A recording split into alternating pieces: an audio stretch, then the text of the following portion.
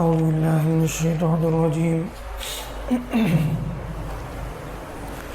بسم اللہ الرحمن الرحیم وقالوا لن يدخل الجنة إلا من كان هودا أو نصارى تلك أمانيهم قل هاتوا برهانكم إن كنتم صادقين بلى من أسلم وجهه لله وهو محسن فله أجره عند ربه ولا خوف عليهم ولا هم يحزنون.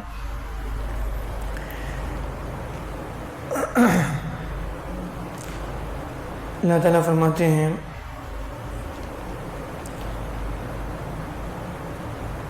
اور انہوں نے کہا کہ جنت میں صرف وہی داخل ہوگا جو یہودی ہوگا یا نصرانی ہوگا. یہ صرف ان کی تمنائیں ہیں. آپ کہہ دیجئے کہ کوئی دلیل لے کر آؤ، تمہارے لیے کوئی دلیل لے کر آؤ اگر تم اپنی بات میں سچے ہو. پھر آگے اللہ تعالیٰ فرماتے ہیں یعنی اس طرح سے بالکل ہونے والا نہیں ہے، نہ کسی ان کی بات میں فیصلہ ہوگا نہ کسی اور کے جو ہے اس طرح کے عقیدے اگر ہیں تو ان کے مطابق کوئی اللہ کے ہاں فیصلہ ہونے والا ہے. اصل بات تو یہ ہے کہ جو بھی اپنے آپ کو اللہ کے حوالے کرے گا اور اچھے اعمال کرے گا، بھلے طریقے پر اللہ کے احکامات پر عمل کرے گا، تو اس کا اجر اس کے رب کے پاس ہے. اس کو اس کے رب کے پاس اس کا اجر ملے گا اور نہ اسے کسی قسم کا خوف ہوگا اور نہ ہی وہ غمگین ہوگا. جب انسان جو ہے عقیدے کی بگاڑ میں پھنس جاتا ہے تو پھر کبھی کبھار جو ہے برے اعمال بھی کر کے، اللہ کو ناراض کرنے والے اعمال بھی کر کے اللہ سے امیدیں لگائے رہتا ہے کہ جو ہے اللہ کے ہاں میرے بڑے بڑے جو ہے مجھے درجے دیے جائیں گے.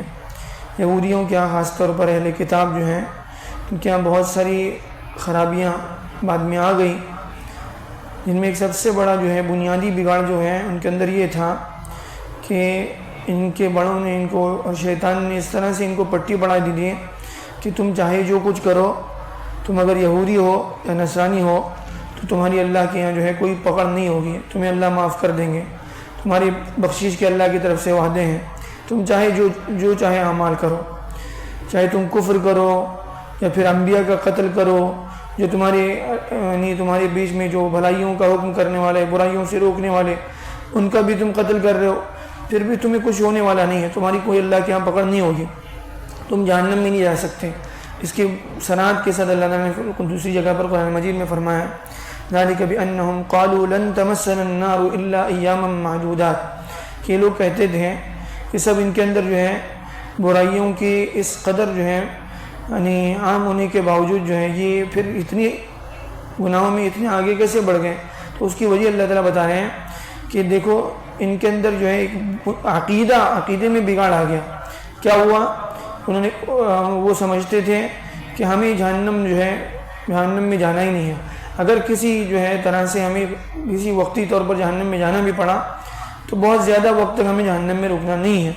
تو اس کی وجہ سے جو ہے سارے بگاڑ ان کے اندر آ گئے.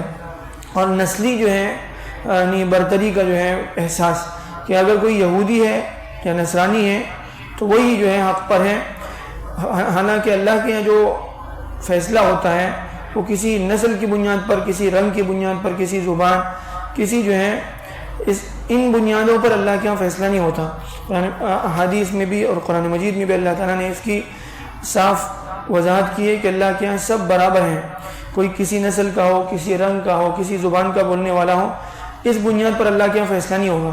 اس لیے کہ اللہ کے سارے بندے اللہ کے ہیں، سارے انسان وہ آدم کے اولاد ہیں. کلکم من آدم و آدم من تراب.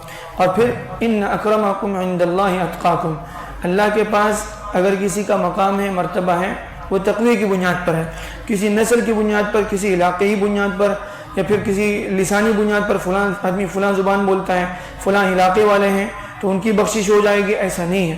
اللہ کے یہاں جو فیصلہ ہوتا ہے وہ اعمال کی بنیاد پر، ایمان کی بنیاد پر اور تقوی کی بنیاد پر۔ اگر ان بنیادوں کے علاوہ کوئی اور بنیاد لے کر انسان سمجھے کہ میری اللہ کے یہاں بخشش ہوگی، تو اس کے اللہ کے یہاں کوئی بخشش یا جو ہے اس کے لیے اللہ کے یہاں کوئی جو ہے کوئی رعایت اللہ کے یہاں نہیں ہونے والی۔ اللہ تعالیٰ جو ہے ہمیں عنایتوں سے صحیح سبق لینے والا بنائے۔ آمین۔